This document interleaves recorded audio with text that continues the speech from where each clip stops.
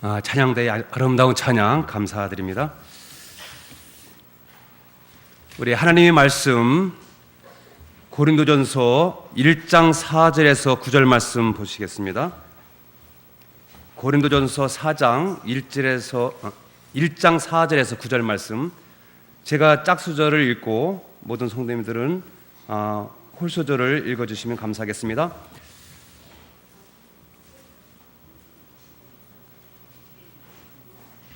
고린도전서 1장 4절에서 9절 말씀입니다. 그리스도 예수 안에서 너희에게 주신 하나님의 은혜를 인하여 내가 너희를 위하여 항상 하나님께 감사하노니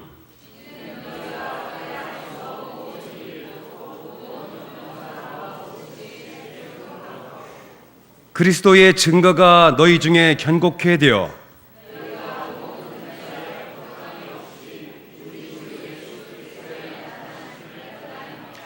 주께서 너희를 우리 주 예수 그리스도의 날에 책망할 것이 없는 자로 끝까지 견고케 하시리라.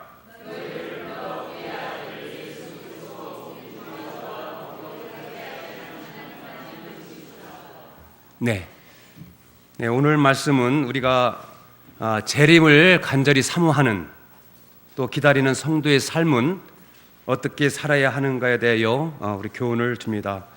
말씀으로 피차 은혜 받는 귀한 시간 되시길 바랍니다. 우리가 다니고 있는 교회 이름이 뭡니까? 제7일 안식일 예수 재림교회. 길죠? 길지만 이 교회의 이름에 우리는 자부심을 느끼게 될 것 같습니다. 안식일과 또 뭐가 있습니까? 재림.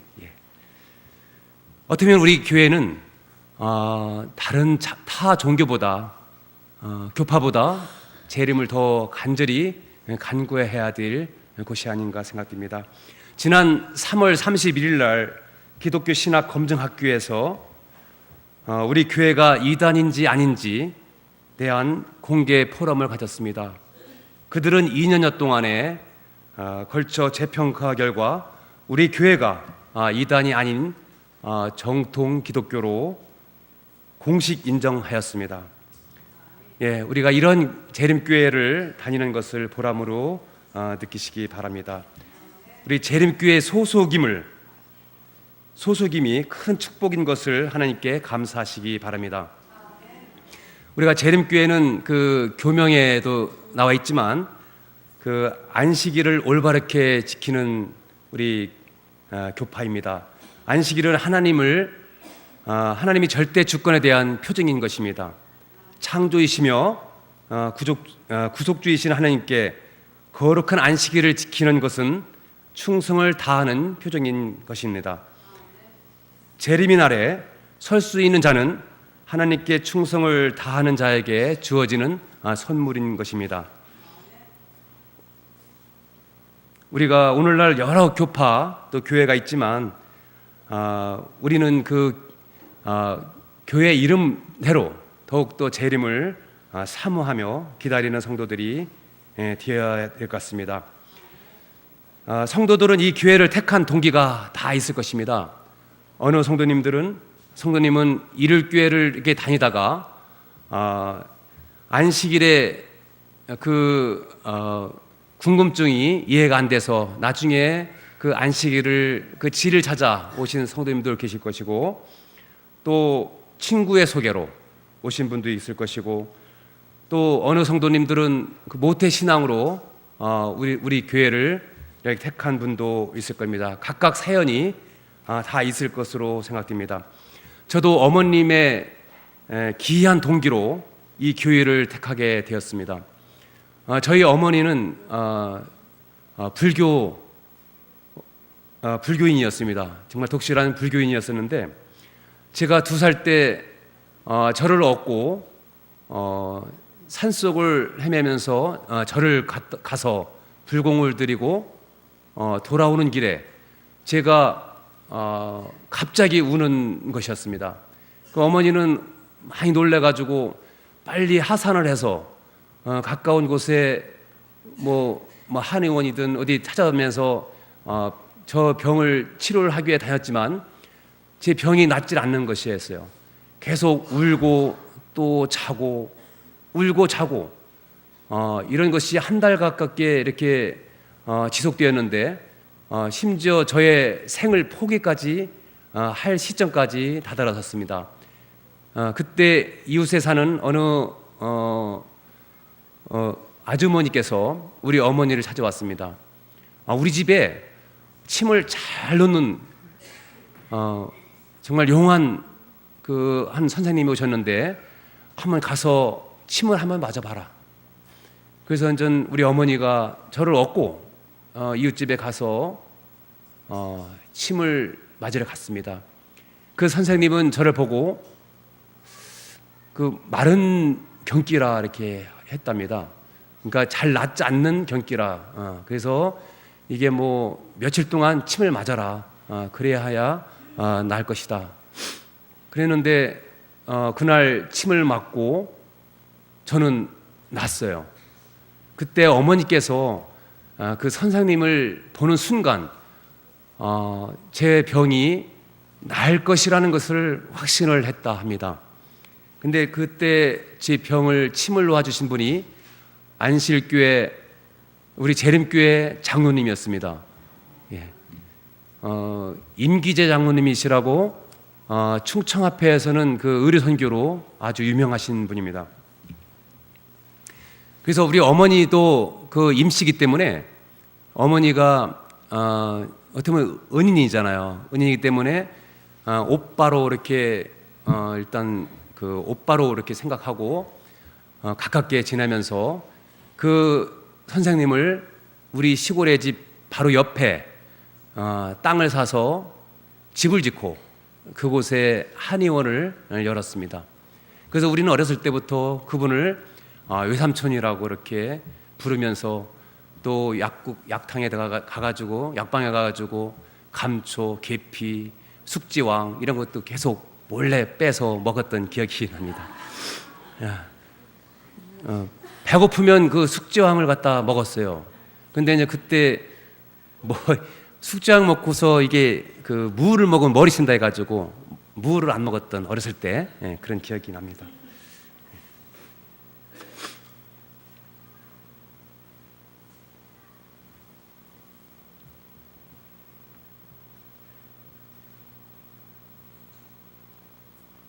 그분이 그 어머니를 그 전도해서 개종을 하게 되어 있고 아버지를 비롯해서 온 식구들이 주님을 받아들였습니다.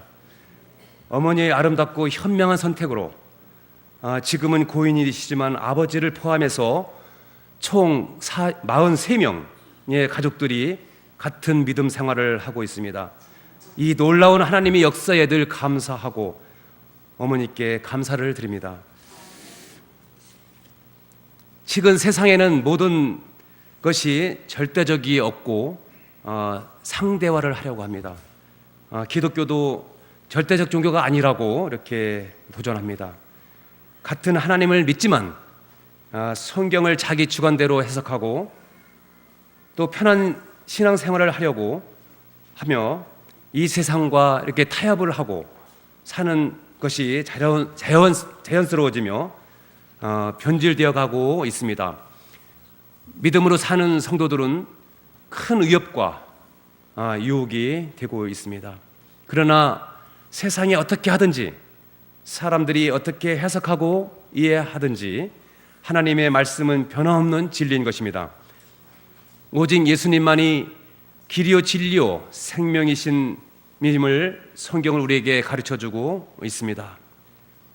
구원을 받는 것은 아무리 시대가 변하고 세상의 문화가 다양하고 지식이 발달하더라도 예수님을 믿음으로 구원을 얻고 영생을 얻음을 부인하면 안 되는 것입니다.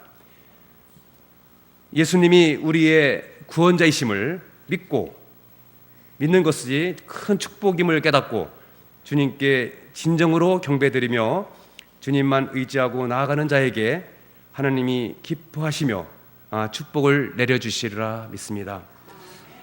오늘날 재림을 기다리는 자는 어떻게 살아야 하는지, 또 주님을 믿는 자가 믿는 우리가 재림의 날에 주를 만나기 위해서는 어떻게 해야 하는지를 본문을 통해서 보겠습니다. 제가 본문을 다시 한번 제가 읽겠습니다.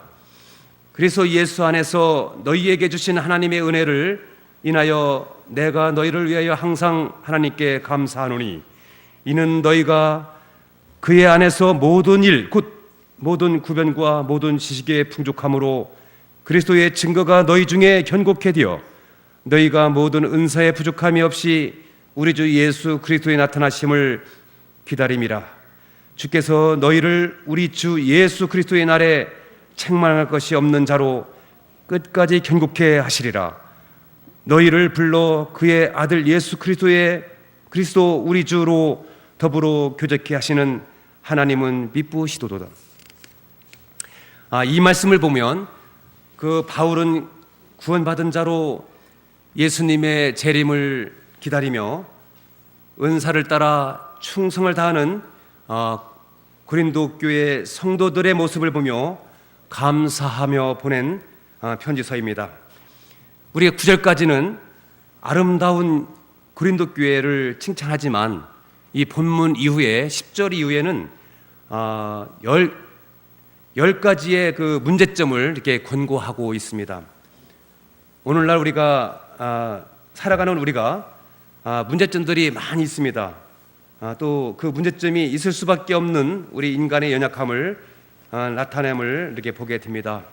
그러나 우리는 문제점을 보는 것이 아닌 더 아름다운 장점을 보고 하나님이 주시는 은혜를 따라서 믿음으로 살아가는 것이 더 중요한 것입니다. 우리의 본문을 중심으로 초대교회의 고린도 교회인들을 어떻게 예수님의 재림을 기다리며 살아갔는지를 한번 보겠습니다. 첫째로는 믿음으로 살아야 합니다. 본문 4절에 그리스도 예수 안에서 너희에게 주신 하나님의 은혜를 인하여 내가 너희를 위하여 항상 하나님께 감사하노니. 믿음이 있는 자는 늘 기쁨이 충만하게 됩니다. 우리의 삶이 그리스도 안에 있을 때 은혜의 감사함으로 기쁨이 넘치게 되는 것입니다. 또한 하나님은 믿음으로 살지 않으면 기뻐하시지 않으십니다.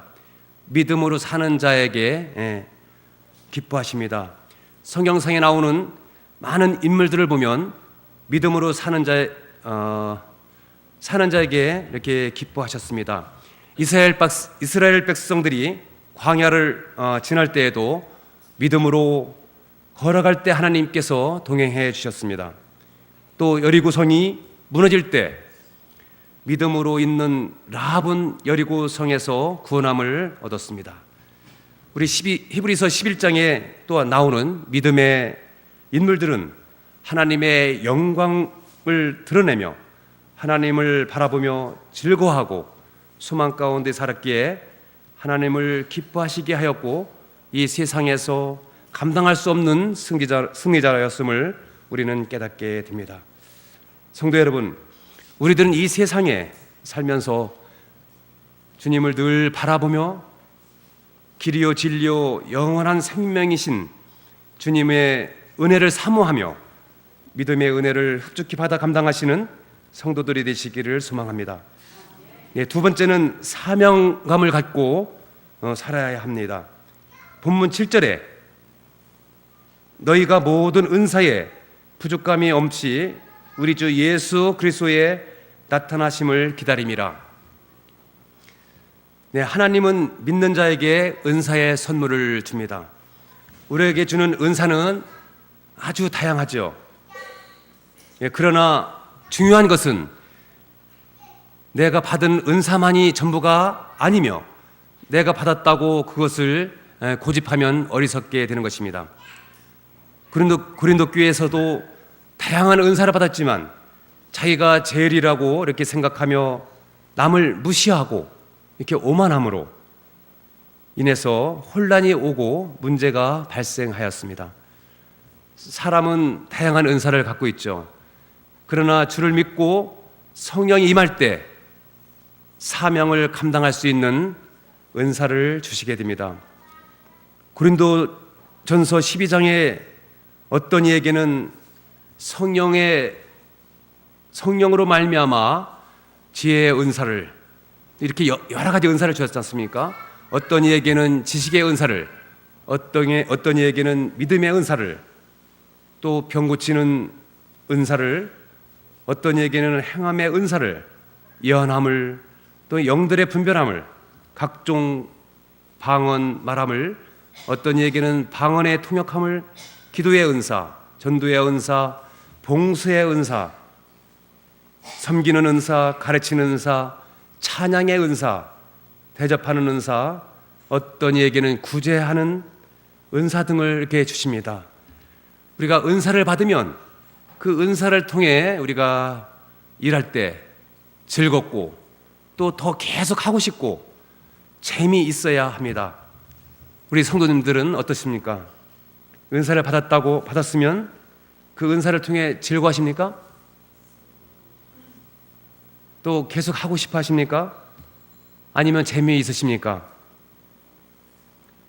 우리 교회에서도 금요 예배 시간에 특별한 것을 합니다. 무엇이에요?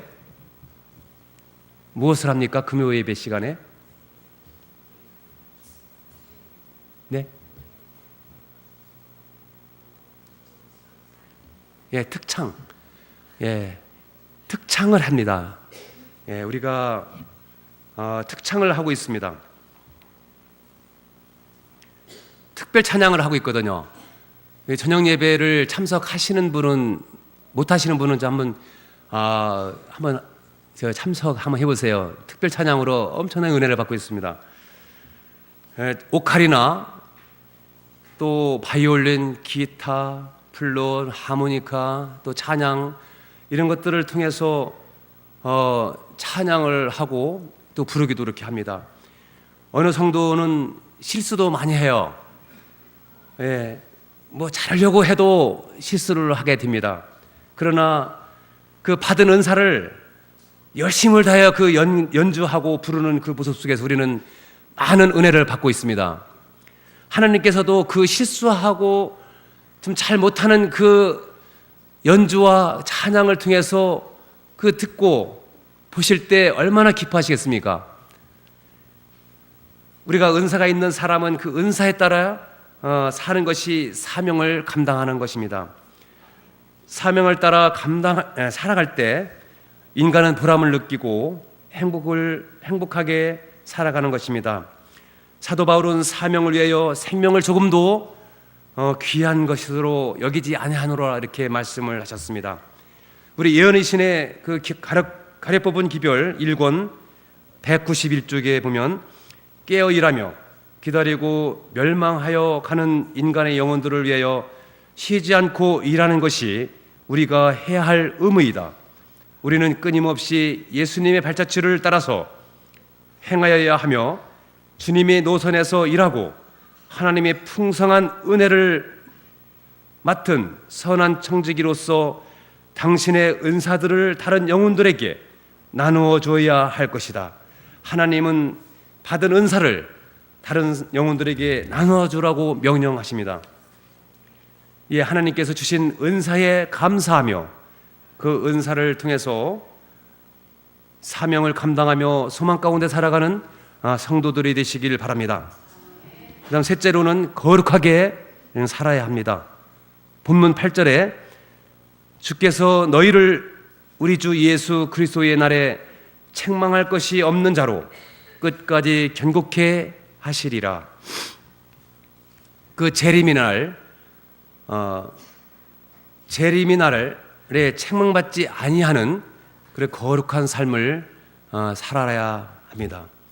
우리는 주님이 오시는 날, 그날 주님 앞에 당당히 서는 또 영적인 거룩한 신부 입장으로 서야만 합니다.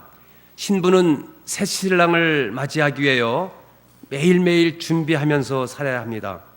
신부는 예쁜 예복을 입고 신랑을 맞이해야 합니다.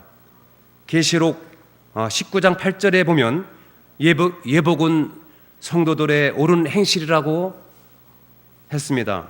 우리가 바르게 살지 않으면 예수님이 기뻐 받으시는 영적인 신부가 될 수가 없습니다. 예언이신 사도행적 301쪽에 보면 고린도 신자들에 대한 사도의 큰 사랑은 교회에 보내는 그의 친절한 인사에서 나타났다. 그는 우상 숭배에서 돌아와 참 하나님을 예배하고 섬긴 그들의 경험을 언급하였다. 그는 그들이 받았던 성령의 선물을 생각나게 하였고 그리스도의 순결과 거룩함을 얻을 때까지 그리스도의 생애에서 계속적인 향상을 하는 일이 그들의 특권임을 보여주었다. 그리스도의 날, 우리 재림의 날에 책망받지 아니하고 거룩한 모습으로 칭찬받는 모든 성도들이 되시기를 간절히 바랍니다. 네 번째는 아름다운 교제를 해야 합니다. 본문 9절에 너희를 불러 그의 아들 예수 그리스도의 그리스도 우리 주로 더불어 교제케 하시는 하나님은 미쁘시도다. 우리가 위로는 하나님을 교제를 하고 옆으로는 사람과의 교제, 또 교회에서는 성도 간의 아름다운 교제를 하여야 합니다. 본문에 미쁘시다라는 말이 있습니다. 이것은 진실로란 말씀입니다. 신실하신 하나님, 믿음직스러운 그런 하나님과 교제하는 것이 얼마나 행복합니까? 그런 하나님을 잘 섬기고 자기 섬기는 자가 사람을 잘 섬기는 자인 것입니다. 우리 말씀 한 번 더 보겠습니다. 마태복음 15장 5절에서 6절 말씀, 마태복음 15장 5절에서 6절 말씀, 이 말씀은 우리 다 같이 읽겠습니다. 마태복음 15장 5절에서 6절 말씀 시작. 너희는 가로되 누구든지 아비에게나 어미에게 말하기를 내가 드려 유익하게 할 것이 하나님께 드림이 되었다고 하기만 하면 그 부모를 공경할 것이 없다 하여 너희 이전으로 하나님의 말씀을 패하는도다. 이 말씀은 그 바리새인과 유대인들이 하나님을 섬기기 때문에 부모를 섬길 수 없다 하여 예수님께서 크게 질책한 내용입니다. 예수님만 잘 믿고 예수님만 잘 섬기면 다른 사람과 이렇게 그 신경 쓸 필요가 없다, 그런 말씀이거든요. 그 바리새인과 그 유대인들이 그런 생각을 가지고 했을 때 예수님께서 크게 질책한 그런 말씀입니다. 예수님은 마태복음 7장과 25장에 보면 보이는 형제를 사랑하지 않는 자가 보이지 아니하는 자를 사랑하느냐라고 말씀하십니다. 예수님은 지상봉사하실 때 병들고 또 가난하고 어렵고 또 힘들고 장애가 있는 자들을 또 남들에게 관심이 없는 자들을 사랑하셨습니다. 사랑하는 성도 여러분, 우리는 예수님을 믿는 하나님의 자녀입니다. 우리는 하나님의 말씀에 늘 순종하시기 바랍니다. 정말 예수님이 어떻게 하셨고 또 어떻게 돌아가셨는지 생각하며 예수님과 동행하는 삶을 통해서 예수님의 재림을 기쁨으로 기다리는 삶이 되시기를 바랍니다. 하나님을 잘 섬기는 자는 우리 주위에 있는 자를 잘 섬기는 자라고 이렇게 했습니다. 하나님을 잘 섬기는 자가 아내와 남편을 잘 섬길 수가 있고 또 부모나 형제에게 잘하고 이웃에게 잘하고 성도에게 잘하는 사람입니다. 그들과 불편한 관계에 있는 자가 하나님을 잘 섬기겠다고 하는 것은 어리석은 것입니다. 하나님을 사랑하고 이웃을 내 몸과 같이 사랑하라고 말씀하셨습니다. 이젠 우리는 거룩한 교제를 하시기 바랍니다. 용서가 안 될 때는 예수님께서 우리를 용서해 주셨기 때문에 해주고, 사랑이 안 될 때는 예수님 때문에 사랑하고, 화합이 안 될 때는 예수님 때문에 화합하고, 하나님께서 그렇게 할 때 하나님께서는 기뻐 받으심으로 축복해 주시리라 이렇게 믿습니다. 오늘 교과에도 나와 있지 않습니까? 용서를 몇 번 하라 했습니까? 예, 7번을 70번. 이 의미는 뭐냐면 우리가 용서를 하는 것이 몇 번이 중요한 게 아니지 않습니까? 정말 예수님께서는 우리를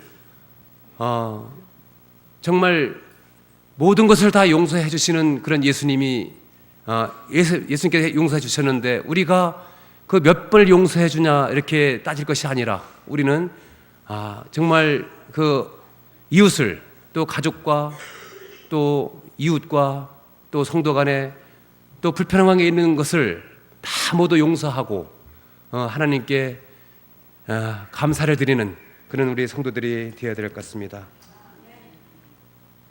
교회는 이 시대에 이 세상의 어려운 자를 위해 세우셨습니다. 우리를 축복해 주시는 것은 우리 주위에 있는 힘들고 어렵고 가난한 자를 위해서 섬기라고 주신 은사요 사명인 것입니다. 예수님 때문에 우리는 서로 사랑하고 화목하고 아름다운 교제, 거룩한 교제를 나누는 은혜가 있기를 바랍니다. 진정한 예배는 친교가 포함되어 있습니다. 교회는 기도하며 찬양을 드리고 말씀만 듣고 가는 곳은 아닙니다. 예배는 기도와 찬양과 말씀도 있어야 하지만 성도 간의 교제가 있어야만 진정한 예배가 되는 것입니다. 복된 안식일 예배 후에도 성도 간의 아름다운 교제를 나누고 또 환자들도 방문하고 또 이웃에 있는 또 교회에 안 나오신 성도들에게 전화도 한번 하고 그렇게 함으로 하나님께 더욱 영광을 돌리는 시간들이 되시기를 간절히 바랍니다. 이제 예언의 신 한 구절을 읽고 마치려고 합니다. 교회정은 5권 279페이지에 있는 말씀입니다. 하나님을 위하여 할 수 있는 일을 하고 자기 주변에 있는 자들에게 선을 행하는데 진실하고 열렬한 각 사람들은 그의 활동에 하나님의 축복을 받게 될 것이다. 사람은 그리스도의 몸이 머리나 심장이 아닐지라도 하나님을 위하여 효과적인 봉사를 할 수 있다. 하나님의 말씀의 손이나 발의 봉사로 대표적인 봉사는 비록 비천하지만 중요한 것이다. 가치를 결정하는 것은 사업의 위대함이 아니고 그 사업을 이루는 데 투입된 사랑이며 행동의 기초를 이루고 있는 동기이다. 우리 이웃 사람들과 우리와 교제하는 사람들을 위하여 이루어져야 할 사업이 있다. 우리는 누군가가 안전한 방주 밖에 있는 한 영혼을 위한 꾸준하고 경건한 활동을 중단할 자유가 없다. 우리는 그리스도의 군사들이다. 그러므로 우리는 원수가 유리한 위치를 점령하여 그리스도께로 인도해야 할 영혼들을 손에 넣지 못하도록 경계할 의무가 있다. 우리는 막중한 임무를 띠고 있는 군사들인 것입니다. 우리 재림을 기다리는 성도 여러분, 우리 삶 속에서 나의 자아를 내려놓고 구원자이시며 우리의 영원한 친구가 되시는 예수님이 어떻게 사셨고 어떻게 돌아가셨는지 생각하며 예수님과 늘 동행하는 삶을 통해서 주님의 재림을 기쁨으로 기다리며 영광의 그날 다 같이 주를 기쁨으로 맞이하시는 복된 모든 성도들이 되시기를 간절히 소망하며 말씀을 드리겠습니다.